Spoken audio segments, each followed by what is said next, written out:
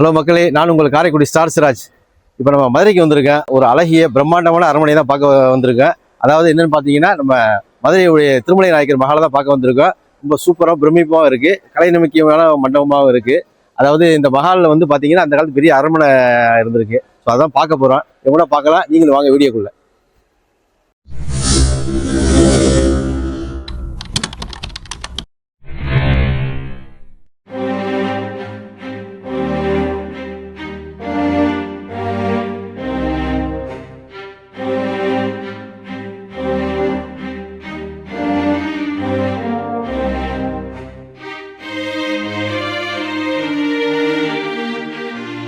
இப்போ நம்ம நிற்கிறது பார்த்தீங்கன்னா, இந்த திருமலை நாயக்கர் மஹாலில் உள்ள என்ட்ரன்ஸ் நுழைஞ்சோன்னு பார்த்தீங்கன்னா ஒரு ஸ்டேஜ் மாதிரி இருக்குது. ஸோ இந்த ஸ்டேஜில் தான் வந்து அந்த புறத்துடைய நடனமங்கையெல்லாம் வந்து கலை நிகழ்ச்சி நடத்துகிற இடம். இங்கே தான் வந்து கலை நிகழ்ச்சி நடக்குமா. ஸோ ராஜா அங்கே வந்து பார்த்துக்கிட்டு இருப்பாரு. மற்ற பொதுமக்கள்லேருந்து எல்லாமே இங்கே சைட்லேருந்து வேடிக்கை பார்க்கறதா சொல்கிறாங்க.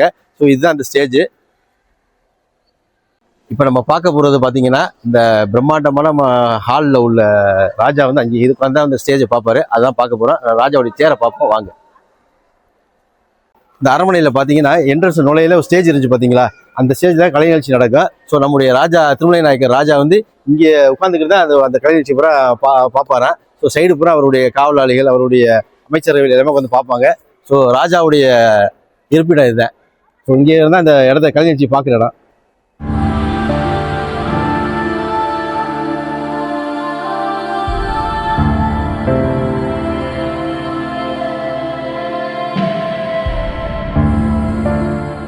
இந்த திருமலை நாயக்கர் அரண்மனையை வந்து, அதாவது மதுரையை ஆண்ட நாயக்க மன்னர்கள் ஒருவரான நம்ம திருமலை நாயக்கர் வந்து 1663 இந்த அரண்மனையை கட்டியிருக்காங்க. அதாவது இந்த பகுதியில் பூரா பார்த்தீங்கன்னா 1623 வந்து 1659 முடிக்க இந்த பகுதியை ஆண்டிருக்காங்க. ஸோ அப்போ கட்டப்பட்டதை இந்த அரண்மனை பார்த்தீங்கன்னா 4ல் ஒரு பங்கு தான் இருக்குது. எல்லாமே சிதலம் அடைஞ்சிருச்சு. ஸோ இந்த ஒரு பகுதி இவ்வளோ பேர் பிரம்மாண்டம்னா இன்னும் 3 பகுதி கைவிடப்பட்டதெல்லாம் எப்படி இருக்குன்னு பாருங்க. இந்த அரண்மனையை 2 பிரிவாக பிரிச்சிருக்காங்க. எப்படின்னு பார்த்தீங்கன்னா, ஒன்று சொர்க்க விலாசம், இன்னொன்று வந்து அரங்க விலாசம்னு பண்ணியிருக்காங்க. இந்த சொர்க்க விலாசத்தில் என்னென்னு பார்த்தீங்கன்னா, நம்ம வந்து திருமலை நாயக்கர் அவருடைய அவர் இருப்பிடமாகவும், அரங்க விலாசத்தை வந்து பார்த்தீங்கன்னா அவருடைய தம்பி முத்தியாளுங்கிற அவர் திருமலை நாயக்கர் அவருடைய தம்பி அவருடைய இருப்பிடமாகவும் பிரிச்சிருக்காங்க.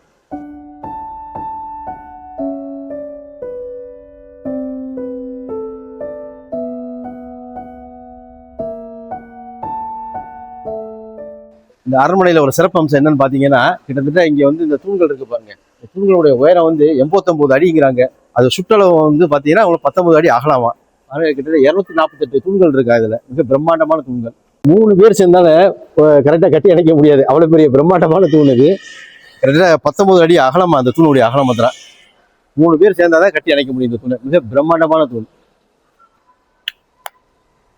இந்த அரண்மனையில் வந்து இந்த சொர்க்க விலாசம், அதாவது அரங்க விலாசம் தாண்டி இங்கே என்னென்ன இருந்திருக்குன்னா, இங்கே இசை மண்டபம் இருந்திருக்கு. அதே மாதிரி பார்த்தீங்கன்னா வந்து பல்லாக்கு சாலை,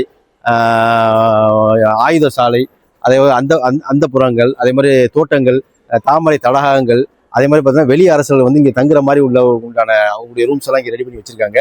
இது போக சுற்றி நிறைய இந்த மாதிரி சிறப்பு அம்சம் உள்ள இடம்லாம் இருந்திருக்கு.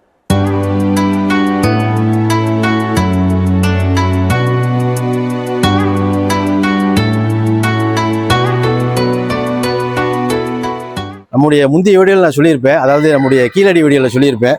அதாவது பண்டைய காலத்தில் உள்ள தாலிகள்லாம் வச்சுருக்காங்க. அதை முதுமக்கள் தாலின்னு சொல்லியிருக்காங்க. கிட்டத்தட்ட பாருங்கள், 2000 பழமையான இது வந்து மண்பாண்ட தாலி. இது மாதிரி நிறையா வச்சுருக்காங்க.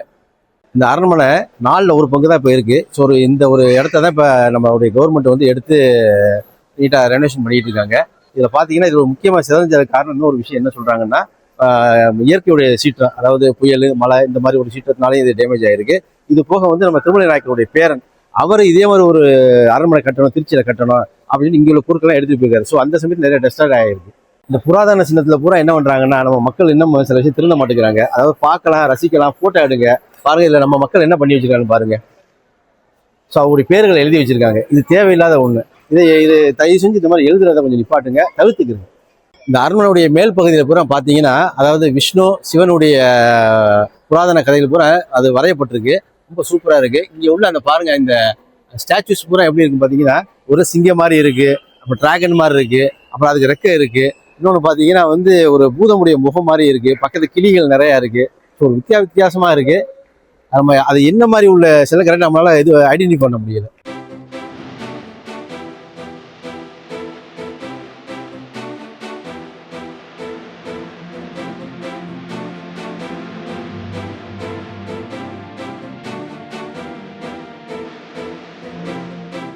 இந்த அரண்மனைக்கு பக்கத்தில் பார்த்தீங்கன்னா வெளியில் ஒரு சின்ன மினி பார்க் மாதிரி இருக்குது. ஸோ இங்கே வந்து கடைகள்லாம் நிறையா போட்டிருக்காங்க. இவ்வளோ தூரம் வந்துட்டேன். ஏத்தாப்புல ஜிகர்தண்டா இருக்குது. மதுரைக்கு வந்துட்டு ஜிகர்தண்டா சாப்பிடாம போனால் எப்படி? வாங்க சாப்பிடலாம். மதுரை ஸ்பெஷல் ஜிகர்தண்டா.